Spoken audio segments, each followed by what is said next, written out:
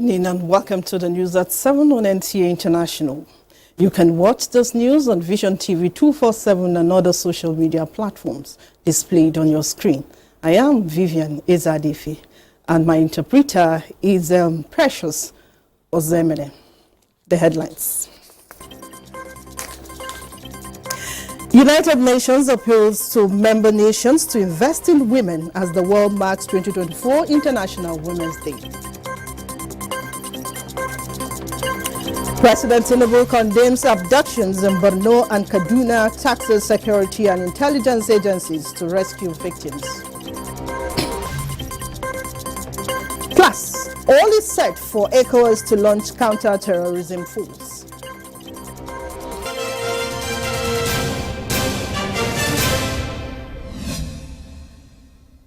Happy International Day to women out there. Today marks another milestone in the calendar of the female gender, an opportunity to assess their gains and pains to explore new ways and techniques of improving their livelihood generally. Monsieur Damien Dati has the special report on the journey of Nigerian women so far. See a small child of 6 years old selling pure water and it's not supposed to be so, and she's supposed to be in school learning. She's smart, she has brain. If they take her to school, she'll be a leader of tomorrow. So I want to tell the government and tell every person to invest in children because they are not a waste of time. Everyone should know that we should be given a chance. We're not saying we want to disrespect our elders, but we're saying we want to be heard as well. There will be no Thomas Jefferson if he was never a child. Young girls today, but women tomorrow, and prospective leaders in the making. A display of these innovations produced through a collaboration of both male and female speak volumes to the kind of acceleration and development to expect when the society invests in the female gender. When you talk about investing in women, for me, I think we need to invest more in the girl child. As we speak today in Nigeria, we have over 20,000 out-of-school children, and bulk of that number are girls. So it is a deficit in our development stride in this country. So when we want to talk about investment, we need to talk about investing in providing equal opportunity for women. And when we talk about the future generation, these are the people that we need to pay attention to.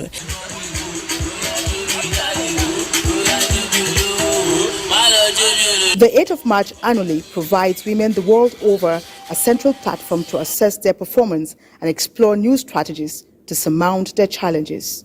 This year's focus on the theme, Invest in Women, Accelerate Progress, many say is apt. Economic empowerment, which this ministry, with the help and support of the directors of this ministry and the PAMSEC, we've been able to get a whole lot of economic empowerment machines, like garri making machines, cassava, rice, beans, corn, even bitter leaf, in such a way that women will not suffer so much anymore.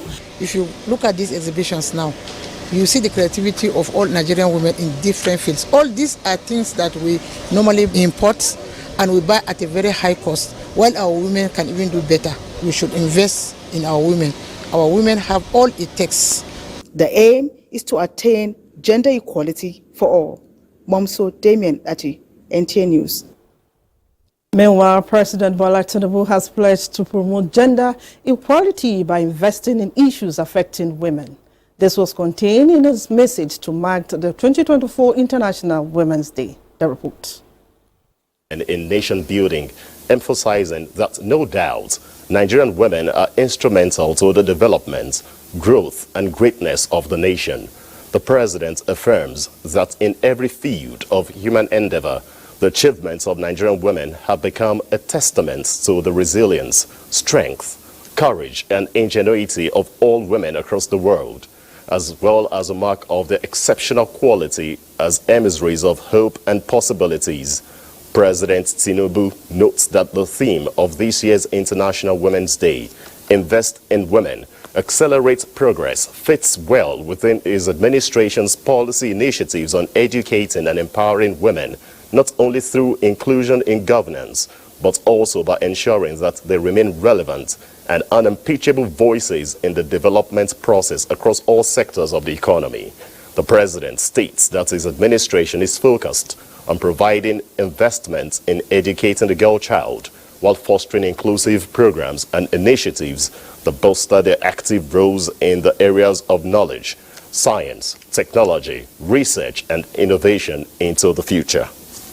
President Bola Tinubu celebrates the pivot of the nation, the Nigerian women, on the occasion of this year's International Women's Day. President Tinubu acknowledges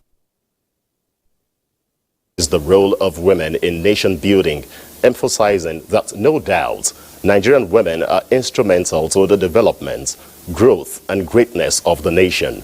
The president affirms that in every field. Joining us in the studios to speak on the theme of International Women's Day 2024 is Judith Obara, a women's development advocate. Thanks for joining us, ma'am. Today is International Women's Day. What does this day mean to an average Nigerian woman? This day means to an average Nigerian woman the struggle. We're thinking about the struggle, the ongoing struggle that faces us each day in gender equality. It also reminds us of the achievements that have been made so far, celebrating the achievements that the milestones that has been achieved, but also reminding us that a lot can still be done in order to raise awareness for gender equality. Okay, the theme for this year is inspiring inclusiveness in the workplace. How do we use this to improve the career of women? Well, by implementing policies that are gender-friendly, educating the women, creating opportunities for them in terms of policies that they are building for us. For instance, maternity leave, allowing them to be able to work from home if they have if they are pregnant.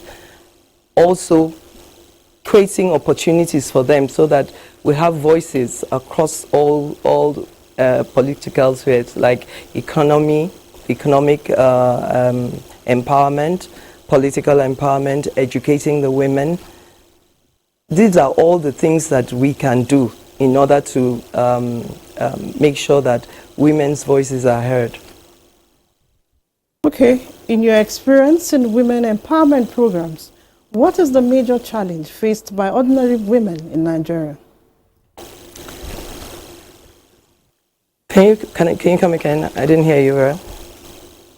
I said, what kind of, as a program, what is the major challenges women faced in Nigeria, especially the ordinary woman? Well, lack of education. They do not have enough education in order to be able to assess work, good paying jobs. They are not able to get credits to be able to do their work. We're not given equal opportunities for anything. People rather educate the male child than the female child. So those are different things that can come up when talking about women. For instance, people rather educate the male child than the female child, and therefore, when it comes to you getting opportunities at workplace, you're not able to get low-paying jobs. So those are the things that can that are facing women at this time. So what kind of policies should government consider to improve the status of women in the society? Create sponsorship programs, mentorship programs, educating the women, put people in with them that can mentor them, create opportunities for them to go to school, because education is everything. And where they can't go to school, give them credits, invest in female businesses, so that we're able to get more out of what we do. Everybody knows that if you educate a woman or you empower a woman, you're actually empowering a generation, because they are more intentional about their families. Thank you, Judith Obara, for coming to our studio and for enlightening us on the International Women's Day. Thank you very much. Moving on now to other matters, Nigeria's First Lady Oluremi Tinubu says convicted kidnappers deserve capital punishment for abducting school children and attacking the future of the country. She made the call at a meeting with APC progressive women who visited her at the villa to mark this year's International Women's Day. State House correspondent NTAi has more. March 8 every year represents global convergence of thoughts on women, celebrating their strides and highlighting their challenges. On this occasion, the recent kidnapping of over 200 students in Kaduna and Borno State is the burning issue as Nigeria's First Lady Oluremi Tinubu hosts APC progressive women to mark this year's International Women's Day. Enough is enough. Enough is enough, she says, as she called on state governors and the National Assembly to act fast and join effort to end the menace. That once we take hold of them, they deserve capital punishment. Why don't they take people their size? Why are they torturing our children? What they are doing is trying to kill our future. And the state governors should do something, and the lawmakers, especially the lawmakers of each state. While acknowledging the effort of women in shaping the future of the nation, the First Lady called for a shift in national mindset that sees women empowerment as a strategy to build the future of the nation, rather than as an act of charity. Therefore, my charge to you all is to be each other's keeper. Let us all come together, bond and love one another. Each of you should commit to pull a sister up, one at a time. For the APC Progressive Women, the theme for the 2024 celebration, Invest in Women, Accelerate Progress, resonates with the Renewed Hope initiative of the First Lady, which has empowered many women in the country. Vital aspect that cannot be overlooked is the First Lady's unwavering commitment and responsiveness to the yearning of Nigerian women, senior citizens and children. To complement our efforts and drive women inclusion in politics, the APC Progressive Women is launching a project 774 Explode as a platform to identify, train and encourage young women who have political aspirations. In the State House, NTAi, NTA News. President Bola Tinubu has condemned what he described as heinous incidents of abduction involving very vulnerable victims, internally displaced persons in Borno State and students in Kaduna State. Consequently, the President directed security and intelligence agencies to immediately rescue the victims and ensure that justice is served against the perpetrators of these abominable acts. In a statement by the Presidential Advisor on Media and Publicity, Ajuri Ngalale, the President said he has received briefing from security chiefs on the two incidents and he is confident that the victims will be rescued. President Tinubu said nothing else is acceptable to him and the waiting family members of these abducted citizens. He sympathizes with the families of the victims, assuring them that they will soon be reunited with their loved ones. The President of the African Union Commission, Musa Faki Mohammed, welcomes the peaceful resolution of the institutional crisis in Senegal. He welcomes the decision of President Macky Sall to organize the elections on March 24, before the end of his mandate on April 2, 2024.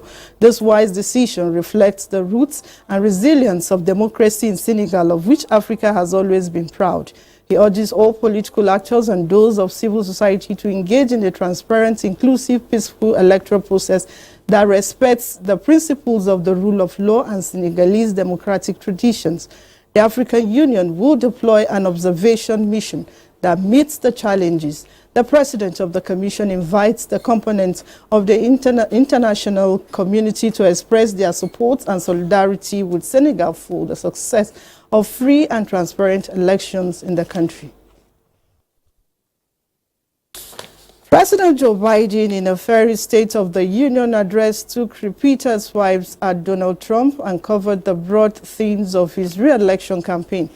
Mr. Biden used the term by the predecessor to refer to Mr. Trump 13 times in speech that lasted more than an hour. He accused his likely election opponent of bowing down to Russia and criticized him over the Capitol riots. Mr. Biden also covered immigration, abortion, the economy, and Gaza. The atmosphere in the House chamber was raucous at times, with loud cheering from Democrats and heckling from some Republicans. He was thirsty and confrontational as they sought to draw the battle lines for his nascent campaign.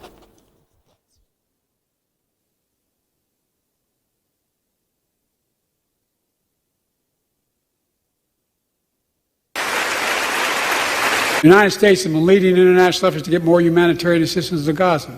Tonight, I'm directing the U.S. military to lead an emergency mission to establish a temporary pier in the Mediterranean on the coast of Gaza that can receive large shipments carrying food, water, medicine, and temporary shelters.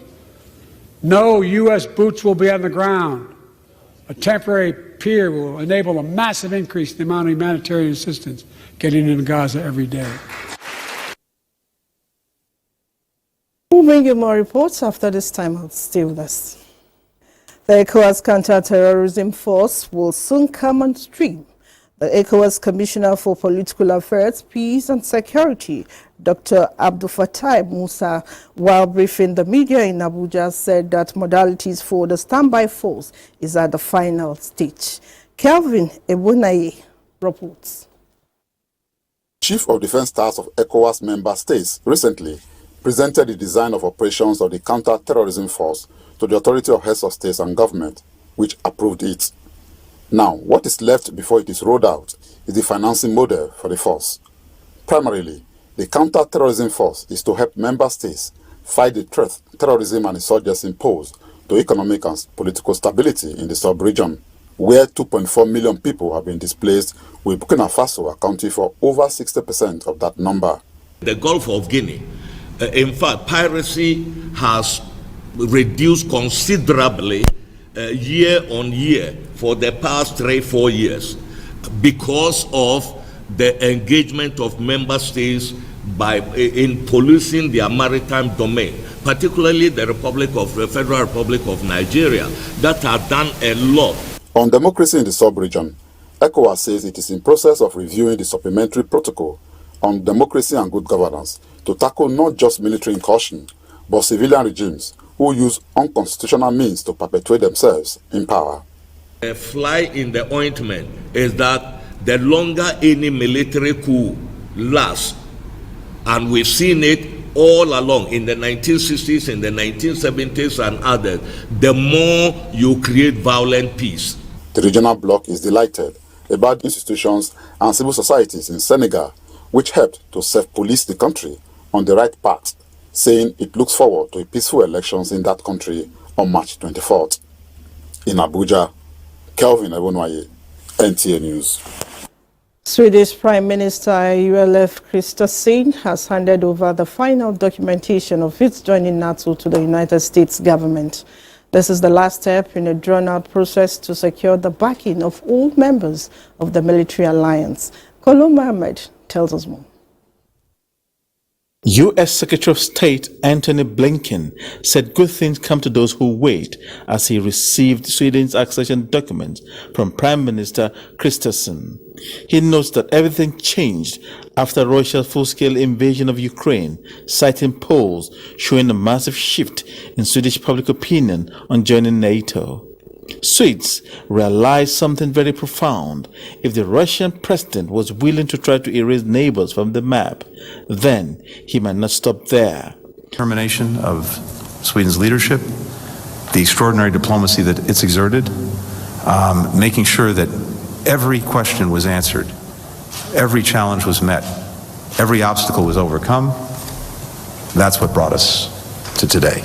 For NATO, the accession of Sweden and Finland, which share a 1,340-kilometer border with Russia, are the most significant additions in decades. It is said to be a huge blow for Russian President Vladimir Putin, who has sought to prevent any further strengthening of the alliance. Sweden will benefit from the alliance's common defense guarantee, under which an attack on one member is considered as an attack on all. In a statement, U.S. President Joe Biden said the addition of Sweden made NATO more united, determined, and dynamic than ever. He added that the accession of Sweden and Finland to the alliance meant the addition of two highly capable militaries. Kolo Mohammed, NTA News.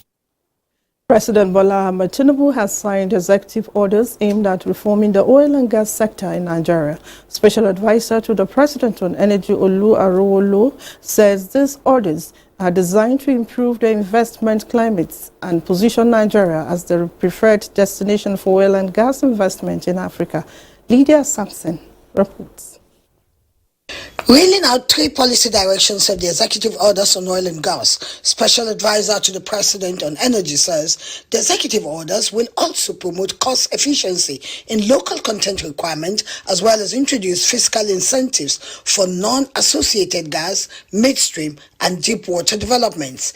This is expected to streamline the contracting process and compress the contracting cycles to 6 months or less. We intend to then also ensure that we have enough into the industries, into commercial businesses, because frankly that is more cost competitive, and gas has to play a role given the levels of affordability, because we have to pay attention to not only sustainability, but we need to make sure that we're energy secure and that we can afford it given the level of energy poverty in the country.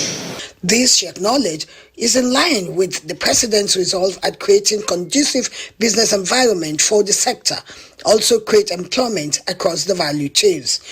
To achieve these objectives, the President has issued a presidential directive to streamline and clarify the scope of the two regulators in the petroleum sector. This will provide certainty and create a conducive environment. She's optimistic that the executive order and other ongoing reforms in the oil and gas sector will change the narrative of Nigeria, accounting for only 4% of Africa's oil and gas investment, despite having 38%. She noted that the nation's ambition to accelerate economic growth and diversifying the economy for the benefit of all Nigerians required timely, credible, and clear, consistent policy has been reeled out by the present administration. She applauded the media for playing an integral role in translating government policies. In Abuja, Lydia Sampson, NTA News. The federal government has inaugurated a committee on the implementation of the recommendations on the review of reports and white papers on the restructuring and rationalization of federal government parastatals, agencies and commissions. Kenneth Nanim reports that the committee, inaugurated by Secretary to the Government of the Federation, George Akume, on behalf of President Bola Tinubu, is given a 12-week deadline to submit its report. On the review of reports and white papers. The implementation of the white papers on the report, which would involve the major relocation, subsuming or scrapping of some parastatals, agencies and commissions, the SGF says is aimed at reducing cost of governance and streamlining efficiency across the governance value chain. Whatever we are doing should be to enhance the decision already taken by the Federal Executive Council. Members of the committee include Secretary to the Government of the Federation, George Akume, Attorney General of the Federation and Minister of Justice, Lateef Fagbemi, SAN, Minister of Budget and Economic Planning, Senator Abubakar Atiku Bagudu, Head of the Civil Service of the Federation, Dr. Folashade Yemieso, Special Advisor to the President on Policy and Coordination, Hadiza Bala Usman, Director General, Bureau of Public Service Reform, Dr. Dasuki Ibrahim Arabi, Senior Special Assistant to the President on National Assembly Matters. Both Senate and House of Representatives are also members. Principal Secretary to the President, Hakim Muri Ogonla, and the Permanent Secretary, Cabinet Affairs Office, Richard Felangwa, are also members. I want us to be very, very committed to the timeline so that we don't overstep this schedule. The general guidelines of the committee include to review current mandates to understand the existing functions, responsibilities, and objectives outlined in the mandates of the agencies, and also to identify redundancies and overlaps or conflicting objectives among the mandates of different organizational units. Kenneth Nanim, NTA News. Let's now check the weather prospect for Saturday in Nigeria and other cities.